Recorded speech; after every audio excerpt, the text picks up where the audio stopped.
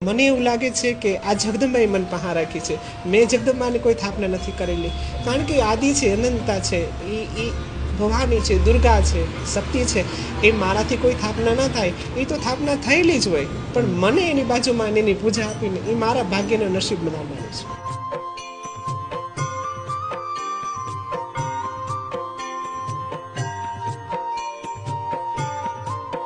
દીકરીઓ તો જગદંબાના રૂપ છે. દીકરીમાં માના સ્વરૂપ સમાયેલા છે. તો માના સ્વરૂપ છે તો દીકરીઓને જમાડશે, એમાં મા જમશે અને એ ભાવથી જમે. અને આજે ભગવતી સોનલ માને પ્રતાપે આજે 300-400 દીકરીઓ પ્રસાદ લે છે.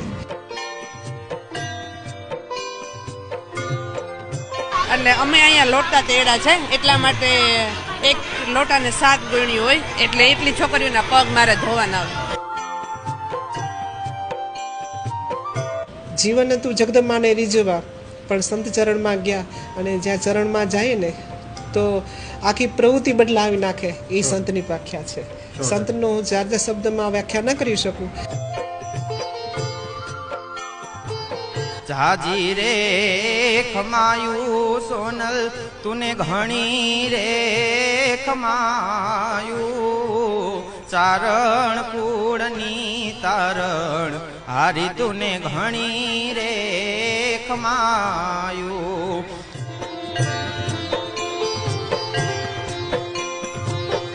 આજે તીર્થ દર્શનમાં આપ મારા બેકગ્રાઉન્ડમાં જોઈ શકો છો કે આઈધામ એ જ રાંદલધામ. આપ સ્ક્રીન ઉપર જોઈ શકો છો કે બિલખા રોડ ઉપર, જૂનાગઢથી બિલખા રોડ ઉપર 4 થી 5 કિલોમીટરના અંતરે આ જોગમાયાનું ધામ છે. આપ જોઈ શકો છો આઈધામ એ જ રાંદલધામ. અહીં રવિવારનો દિવસ છે એટલે અહીં મુલાકાત કરશું આપણે.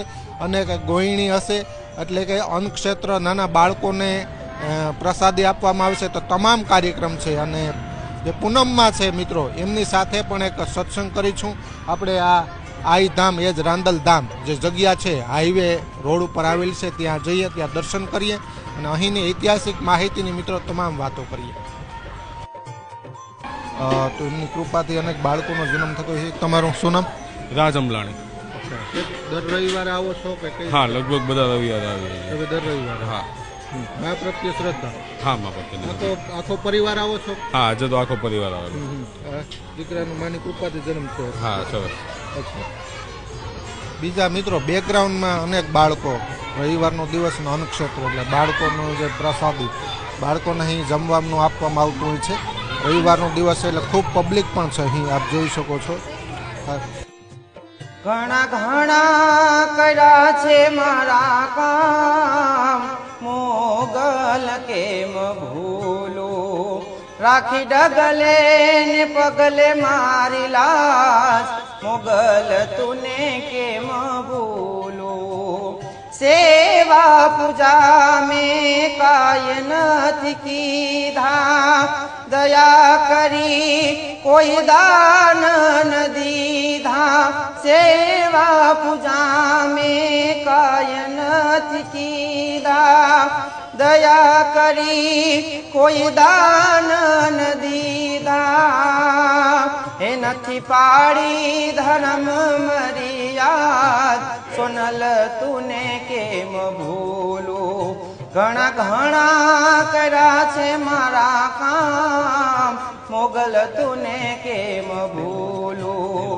રાખી ડગલે ને પગલે મારી લાજ, માતાજી તુને કેમ ભૂલું. વાહ, ખૂબ ખૂબ ધન્યવાદ. અને સરસ મજાનો સ્ક્રીન ઉપર જોવો છો, એક પ્રસંગનો માહોલ છે અને ત્યાં બિરાજમાન પૂજ્ય પૂનમમાં આજના સુરીલા સંવાદ કાર્યક્રમમાં મિત્રો આપણી સાથે જોડાયેલ છે. માં ખૂબ ખૂબ સ્વાગત છે. અને દુહા છંદની રમઝટ બોલાવે છે કાર્યક્રમમાં કૃણાલભાઈ બારોટ પણ આજે કલાકાર આપણી સાથે છે. તમારું પણ ખૂબ ખૂબ સ્વાગત. માં અનેક વાર હું વાત કરતો હોય, અનેક પ્રકારની ભક્તિ અને ભક્તિનું સ્વરૂપ તમે જાણો છો. સમયાંતર ત્રેતા યુગની અંદર એ ભક્તિ અલગ થતી, દ્વાપર યુગની અંદર, સતયુગની અંદર અને કળયુગની ભક્તિનું સ્વરૂપ અલગ અલગ છે. ગીતામાં કીધું છે ભક્તિ, અને ભક્તિ બદલાતી રહે એવું જરૂર નથી. પ્રથમ ઋષિમુનિઓ જે ભક્તિ કરતા એ ભક્તિ અત્યારે અશક્ય છે, કારણ કે એટલી પબ્લિક છે, એટલા લોકો છે, એટલે ફક્ત હરિનું કીર્તન કરવું એ ભક્તિ ખરી. પણ લોકોને જમાડવા, સાંત્વના આપવી, પ્રસાદી આપવી, સારું આચરણ કરવું. તમે હમણાં આશ્વાસન આપો ને, સારું આશ્વાસન આપવું ને કે ભાઈ સોનલમાના ચીલે ચાલીને કામ કરીએ, પણ એ પણ એક ભક્તિ છે. આ 9 પ્રકારની ભક્તિમાં આ તમામ વસ્તુનો સમાવેશ થઈ નથી.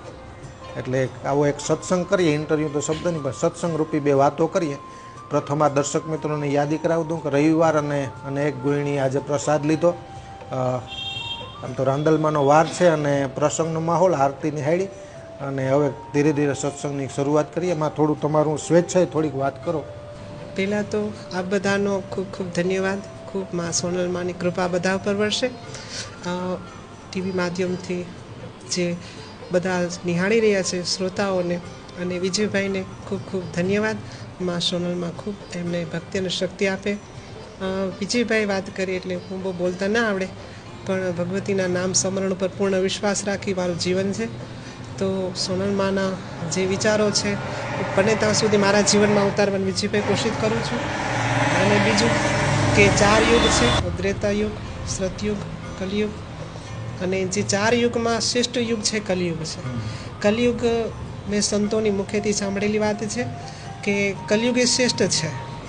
કલયુગમાં જેટલું ભજન થાય, જે તપસ્યા ઝાડ અરવા પાન મૂળ ખાઈને જે તપસ્યા કરતા, તો કદાચ શરીર મિલે કે ન મિલે કંઈ ખબર નથી, પણ કળિયુગમાં નામ આધાર છે. મેં સંતોના મુખેથી ગુરુજીના ચરણમાં રહીને આ વાત સાંભળેલી છે કે ગુરુજી વારવાર કહેતા કે નામ સ્મરણ કરો, ભજન કરો, અને દેહાણની જગ્યા છે એટલે ઓટલો ને રોટલો વિજયભાઈ આપે. એટલે બીજું અમને કંઈ નથી આવડતું, પણ આઈ માને આદેશનું બને ત્યાં સુધી જીવનમાં ઉતારીએ. સાથે સાથે ઓટલો ને રોટલાની પરંપરા જળવાઈ રહે એવી મહાપાન અમારું સેવા એટલી રહે છે. ઓટલોનો રોટલો શબ્દ છે ને વિશાળ અર્થમાં છે. જેને સદાય ભજનનો આહાર, આ સૌરાષ્ટ્રનો ખૂબ પ્રાચીન શબ્દ. આહાર એટલે કયો આહાર? જો ભજન હોય ને, જ્યાં ભજન ત્યાં રોટલો, ખીચડી, કઢી, આ દેશી આહારની વાત કરી છે. આના વગર ભજન અધૂરું નહીં.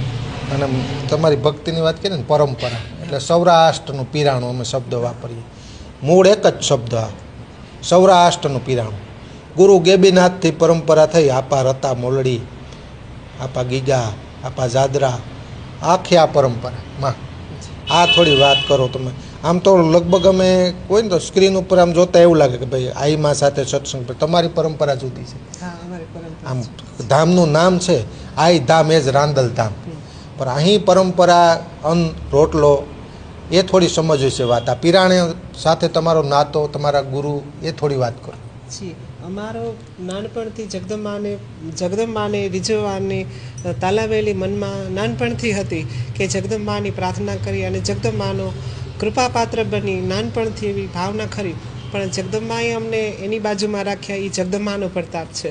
પણ ખબર નથી મને કે ક્યારે અમે આ ગીબીની પીરાઈમાં અમે પ્રવેશ કરીશું. એ કોઈ અમારા પૂર્વનું કે લેણું દેણું હશે વિજયભાઈ. બીજું કે અમે જ્યારે સોણસરા આશ્રમમાં હું ગઈ ત્યારે બાપુને મળી અને બાપુના દર્શન કરી. અનેક વાર કીધું છે, આજ પણ કહું છું કે દર્શન કરીને જે તૃપ્તતા મળી, કે સંતોષ મળ્યો, અનુભવ મળ્યો, કોઈ પરચા પ્રમાણની વાત નથી, પણ મનની શાંતિ મળી. અને બાપુના મુખેથી જે આશીર્વચન સાંભળ્યા, તો એના જીવનમાં ઉતારવાની પૂરી કોશિશ કરીએ છીએ. એટલે એ પીરાઈમાં વધારે પીરાઈની ખબર નથી, પણ આપા દાના બાપુ મારા ગુરુના મુખેથી સાંભળેલી વાત છે. એવી ઉજળી પરંપરા, આમ ગેબીનાથથી પરંપરા. પણ હવે અમારું જીવન હતું જગદંબાને રીઝવવા, પણ સંત ચરણમાં ગયા, અને જ્યાં ચરણમાં જઈએ ને તો આખી પ્રવૃત્તિ બદલાવી નાખે. એ સંતની વ્યાખ્યા છે. સંતનો હું જાજા શબ્દમાં વ્યાખ્યા ન કરી શકું, કારણ કે સંતની ભૂમિકા અમે તો હજી ન લઈ શકીએ. અમે તો સંતની રજ બની શકીએ. અને અહીં આશ્રમમાં માનવ સ્થાપના તો હતી જ, પણ જે ગેબીની પરંપરામાં મારે જવાનું થયું, એ મારા પૂર્વનું કંઈ લખેલું છે. એ અધૂરું પૂરું કરવા માટે હું ત્યાં ગેબીની કંઠી બાંધી.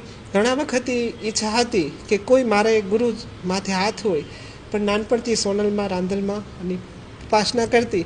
પણ જ્યાં સુધી મને કોઈના મુખે સાંભળેલું કે ગુરુ ન મળે, ત્યાં સુધી તમારી ભક્તિ અધૂરી છે. એટલે અધૂરી ન રહેવા માંગતે હું સંત શ્રી નીરુ બાપુના ચરણમાં ગઈ અને મેં મનથી અને આત્માથી એને ગુરુ માની લીધા. સાથે સાથે એના વિચારો મારામાં આવે એવી પૂરી રીતે કોશિશ કરું છું.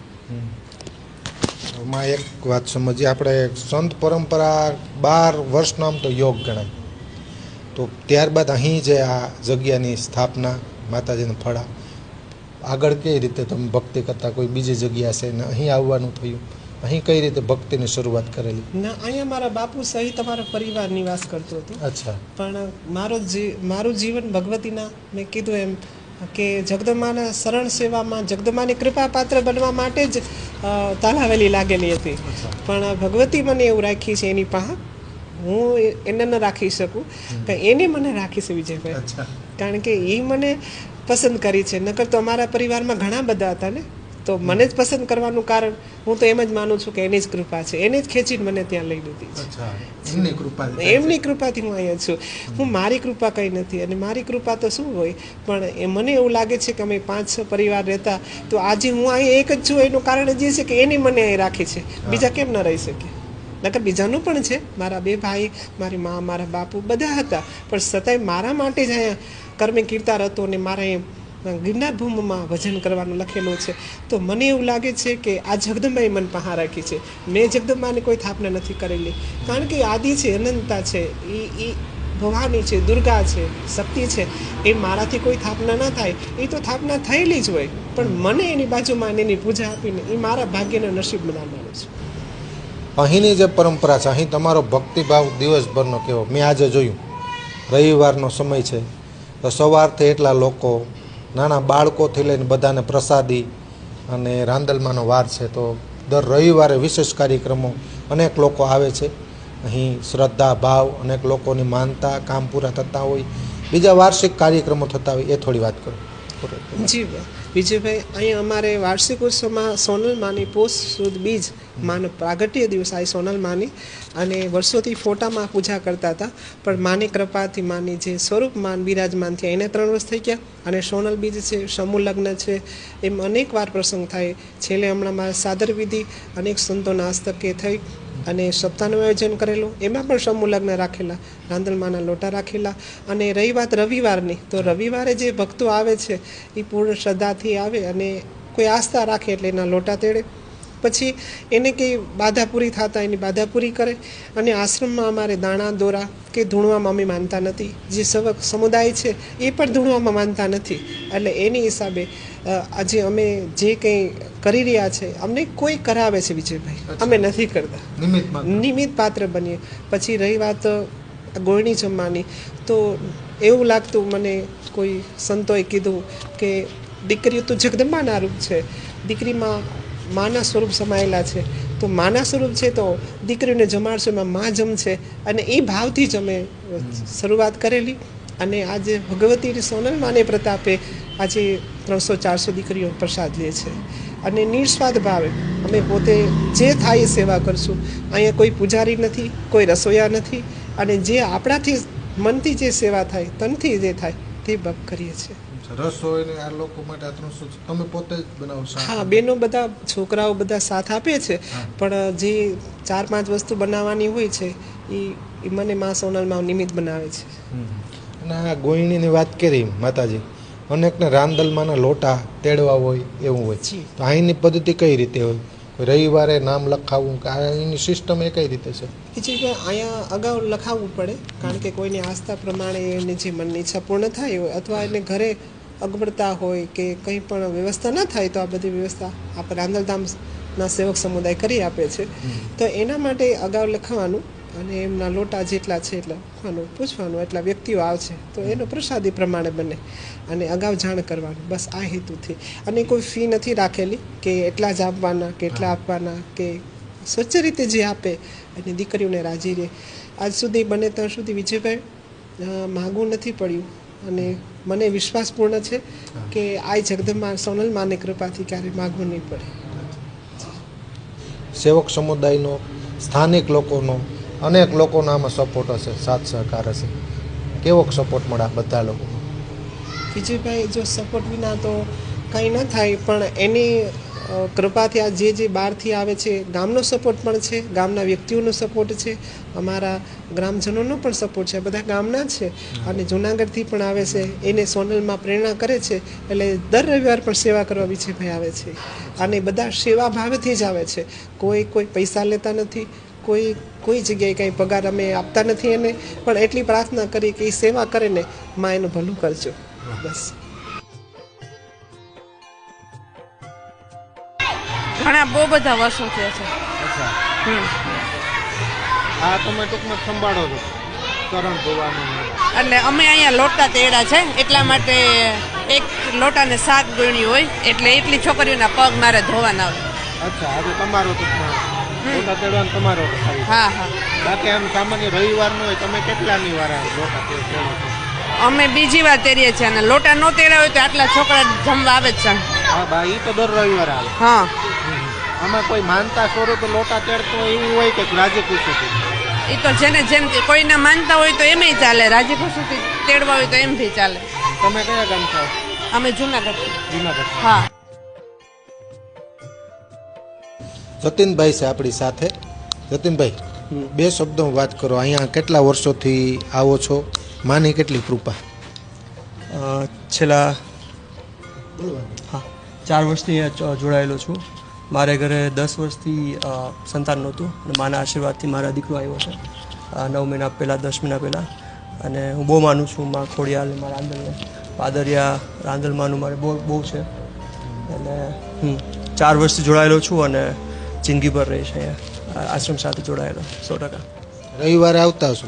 ને હું ઓસ્ટ્રેલિયા છું, એટલે જ્યારે બી ઇન્ડિયા આવું ત્યારે હું અહીંયા આવું છું. એટલે હમણાં અમે લોકો ઇન્ડિયા આવેલા 15 દિવસ પહેલાં જ આવેલા.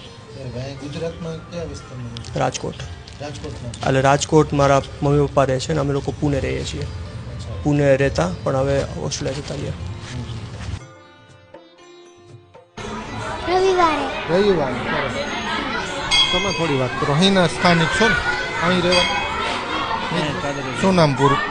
મારું નામ કૃણાલ બારોટ છે. હું એક કલાકાર છું અને માની દયાથી અહીંથી અમે દર રવિવારે આવીએ છીએ અને એમાંથી જે સેવા થાય એ માને ત્યાં કરીએ છીએ અને માની દયા ખૂબ અપરંપાર છે અને મા અહીંયા ઘણા સમયથી છે અને અમે મા અને તથા માના તમામ સેવકગણ દોરા ધાગા કે જો ઝાંકવામાં માનતા નથી અને મા ઉપર અમે વિશ્વાસને શ્રદ્ધા રાખીએ છીએ અને અમારા કામ સફળ થઈ જાય છે. પૂનમમાંની વાત. પૂનમમાંની વાત. બરાબર. એટલે આ હવે થોડીક આ સ્થાનિક વાત સમજીએ. આ દર રવિવારનો કાર્યક્રમ હોય છે કે બાકી દરરોજનો હોય છે? દર રવિવારે 300 થી 400 ગોળીઓ જમે છે. દર રવિવારે. હા, દર રવિવારે માતાજી દર રવિવારે 300 થી 400 ગોળણી જમાડે છે અને જે પોગે એ દે છે માતાજી. માતાજી પોતે જમવાનું બનાવે? માતાજી પોતે જ, માતાજીની હાથે જ રસો થાય છે અને માતાજી પોતે જમવાનું બનાવે છે. દર રવિવારે એટલા છોકરા છોકરીઓ બધા જમે છે. હા, અને અહીંયા ઘણા પણ સેવાના કામ પણ થાય છે. માતા જમનાથ સોનલ માની બીજ આવે છે પણ માં ઉજવે છે. સોનબાઈ માની બીજ છે, મોગલ માનું પ્રાગટ્ય છે, બધું પૂનમાઈમાં ઉજવે છે. અને અમે માને અહીંયા છેલ્લા 5 વર્ષથી આવીએ છીએ. 5 વર્ષથી આવીએ છીએ. અમે અહીંના ગામના રહેવાસી છીએ, પાદરિયાના જ. અને માની દયા અપરંપાર છે. માની દયાથી જ અમે અત્યારે એટલા આગળ આવ્યા છીએ. અને હું એક બારોટનો દીકરો છું ને કલાકાર છું. એક મા વિશે કંઈક રાંદલ માનો કે માનો એકાદો દોહો છો ને સંભળાવો લ્યો. હમણાં માં સોનબાઈ માની બીજ આવે છે એટલે માનો દુઓ મણ્યા છે. એટલે એમાં આ તો ઉગમણે રવિ ઉગિયો હે ઈ તો ધરી શક્યો નહીં ધીર હે પણ આ તો હવથી એ હવાઈ ઉગી હો મારી મઢડે હોનલ બીજ એ પણ સવથી એ સવાઈ ઉગી હો મારી મઢડે હોનલ બીજ. અને માં હોનબાઈ માની બીજ આવે અને એક માનો ભાવ મને જ ગમે છે અને માં પૂનમ માને ગમે છે ગાવે ત્યારે ઝાજી રે ખમાયું સોનલ તને ઘણી રે ખમાયું ઝાજી રે ખમાયું સોનલ તુને ઘણી રે ખમાયું ચારણ કુળની તારણ હારી તુને ઘણી રે ખમાયું ચારણ કુળની તારણ આયલ તુને ઘણી રે ખમાયું